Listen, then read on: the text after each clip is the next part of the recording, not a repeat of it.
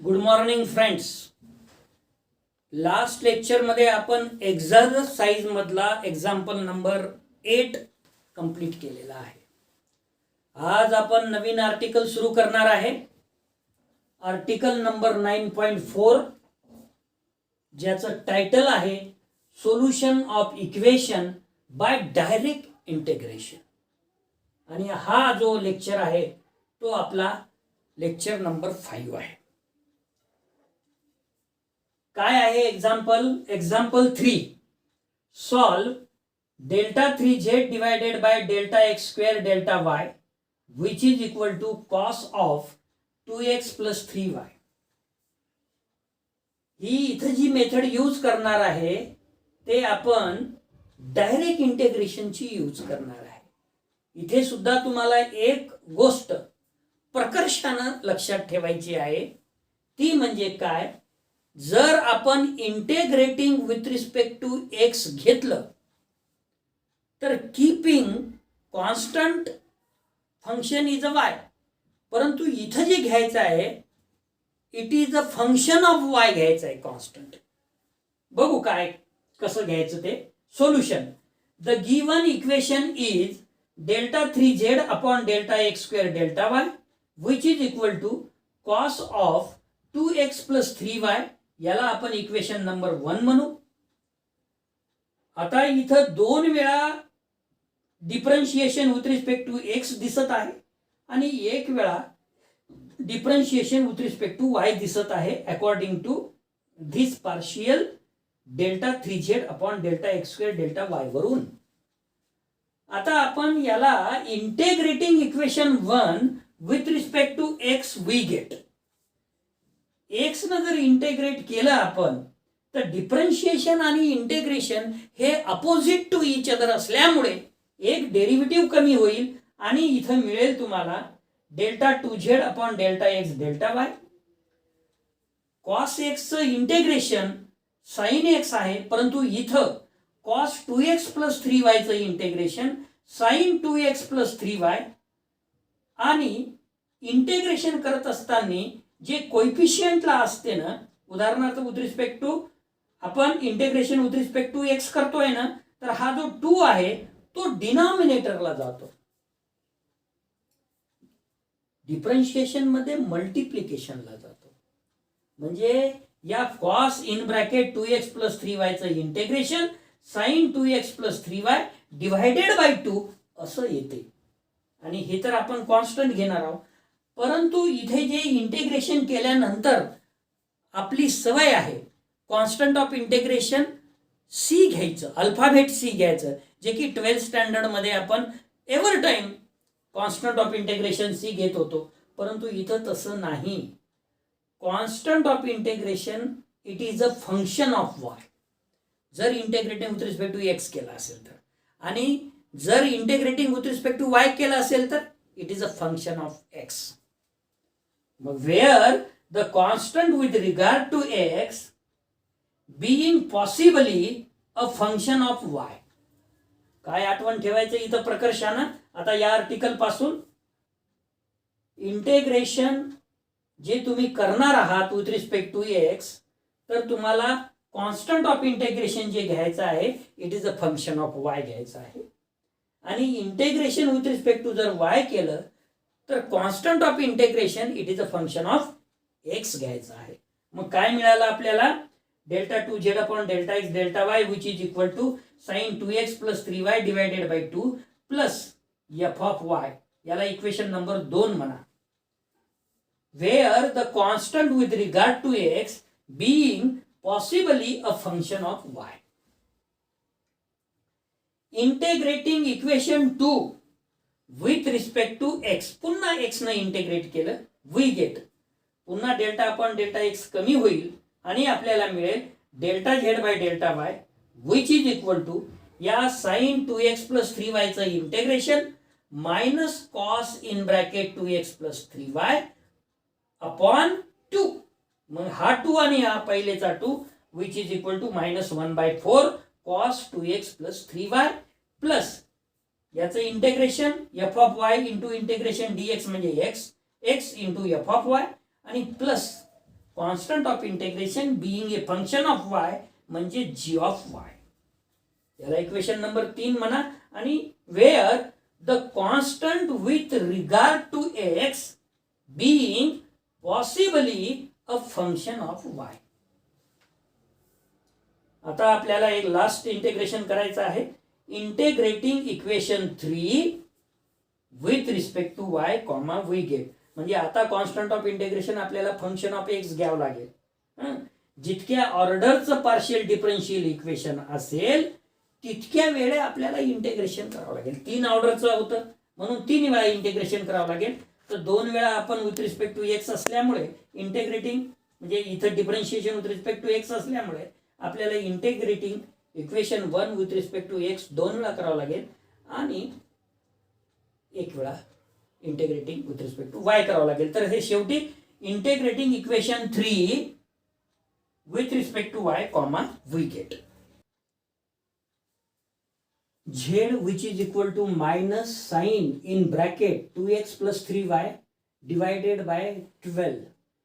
कारण की इथं 3 डिनॉमिनेटरला येईल. ऑलरेडी -1 बाय म्हणजे 1/4 ऑलरेडी होतं त्याच्यामुळे 3 4 जा 12 plus x integral f of y dy plus integral g of y dy plus constant of integration with regard to y is a function of x. So where the constant with regard to y being possibly a function of x, that is phi 3 of x. Z which is equal to minus 1 upon 12 sin in bracket 2x plus 3y plus x into phi 1 of y plus phi 2 of y plus phi 3 of x, where phi 1 of y which is equal to integral f of y dy, phi 2 of y which is equal to integral g of y dy. आणि अशा तऱ्हेनं जितक्या ऑर्डरचं partial differential equation असेल तितकेच arbitrary functions इथे तुम्हाला मिळतील. जसं phi 1 of y, phi 2 of y, phi 3 of y, phi 3 of x मिळालं. तर एकूण 3 म्हणजे थर्ड ऑर्डरचं पार्शियल डिफरन्शियल इक्वेशन होतं. तर 3 आर्बिट्ररी फंक्शन्स आपल्याला मिळाले. Next example 4. Solve d2z upon dx dy which is equal to x square y. Subject to the condition z of x comma 0 which is equal to x square and z of 1 comma y which is equal to cos y. तर इथे काय होईल, इथं तुमचा जो z आहे it is a z is equal to z of x y असेल आणि when y is equal to 0 our z which is equal to z of x comma 0 is x square. म्हणजे कंडिशन आहे ती y जेव्हा 0 असेल तेव्हा z is equal to x square आणि z is equal to 1 comma y म्हणजे x ची किंमत जर 1 असेल तर at that time z is equal to z of 1 comma y which is equal to cos y. अशा कंडिशन्स तुम्हाला 2 conditions दिलेल्या आहे. एक वेळा y इज इक्वल टू 0 साठी, एक वेळा x इज इक्वल टू 1 साठी. तर हा प्रॉब्लेम आपल्याला आता सोडवायचा आहे, घ्यायचा आहे. तर या प्रॉब्लेम मध्ये सुरुवात करू आपण सोल्युशनला. Solution the given equation is delta 2z upon delta x delta y which is equal to x square y. याला आपल्याला असं सुद्धा लिहिता येईल, this implies delta upon delta x in bracket delta z by delta y which is equal to x square y. याला equation number 1 म्हणू आपण. Integrating equation 1 with respect to x comma we get. म्हणजे आता integration जर केलं with respect to x तर हे चाललं जाईल. मग delta z upon delta y which is equal to right hand साइडचं integration x cube divided by 3 into y plus constant of integration आपल्याला it is a function of y घ्यायचं आहे. So here we take f of y. आणि असं लिहिलं तरी चालते, नाही लिहिलं तरी चालते जर तुम्ही बरोबर करेक्ट घेत असाल तर. म्हणजे when we are integrating with respect to x keeping constant function is f of y, it is a function of y. So where the constant with regard to x being possibly a function of y, जे की आपण घेतलेलं आहे.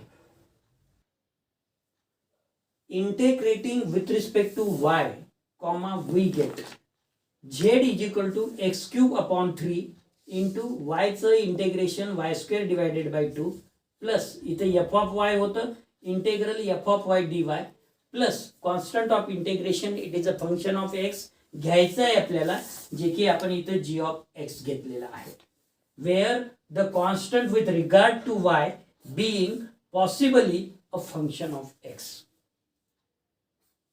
Hence, z is equal to z of xy, which is equal to x cube y square divided by 6 plus f of y, because where integral f of y dy is capital F of y plus g of x. याला equation number आपण 2 म्हणू. आता आपल्याला ज्या conditions दिलेल्या आहेत त्याचा वापर कसा करायचा ते बघणार आहोत. कंडिशन 1 काय आहे? कंडिशन 1 मध्ये z is equal to x square वापरायचा आहे आपल्याला, पण केव्हा y इज इक्वल टू 0 असताना. So putting z is equal to x square and y is equal to 0 into comma we get. z ला आपल्याला काय लिहिता येते? z is a function of xy. z is equal to z of xy आणि y ची किंमत 0 आहे म्हणून z ऑफ x, 0 आणि z of x, 0 when y is equal to 0 is given to be x square, जे की इथे लिहिलेलं आहे, is equal to right hand साइडला y ची किंमत 0 असल्यामुळे पहिली टर्म 0 प्लस y ची किंमत 0 असल्यामुळे f of 0 plus g of x. आणि यावरून आपल्याला x स्क्वेअर हे इकडे लेफ्टला जर आणलं तर minus f of 0 which is equal to g of x. म्हणजे g ऑफ x ची व्हॅल्यू मिळाली when y is equal to 0. याचाच अर्थ असा झाला की y इज इक्वल टू जी व्हॅल्यू असेल, दिलेली कंडिशन असेल, ती जर सबस्टिट्यूट केली तर arbitrary function g of x ची व्हॅल्यू मिळते आणि x ची व्हॅल्यू सबस्टिट्यूट करत असताना किंवा केल्यानंतर arbitrary function f of y ची व्हॅल्यू मिळते. तर बघू मग, putting the value of g of x into comma we get. काय आहे? 2z which is equal to x cube y square divided by 6 plus f of y plus g of x ची जी value काढलेली आहे तुम्ही x square minus f of 0, जे की इथं substitute केलं आणि याला इक्वेशन नंबर 3 म्हणालो. आपण कंडिशन 1 चा वापर केलेला आहे. आता कंडिशन 2 बघू. कंडिशन 2 काय दिलेली आहे? Putting z is equal to z of 1, y which is equal to cos y, but when x is equal to 1 and x is equal to 1, हे आपल्याला इन 3 मध्ये यूज करायचं आहे. We get. So z is equal to z of 1, y which is equal to cos y which is equal to x ची किंमत 1 वापरल्यामुळे y square divided by 6 plus f of y plus 1 minus f of 0. Hence cos y minus y square divided by 6 plus f of 0, जे की लेफ्टची value इकडे राईटला, राईटची value लेफ्टला आणली आणि -1 सुद्धा लेफ्टला आणलं. फक्त राईट हँड साइडला f ऑफ y ठेवलं आणि आपल्याला f ऑफ y ची व्हॅल्यू काढायची होती. आता ही व्हॅल्यू f ऑफ y ची आपल्याला इक्वेशन नंबर 3 मध्ये सबस्टिट्यूट करायचं आहे. Putting the value of f of y in 3, we gate.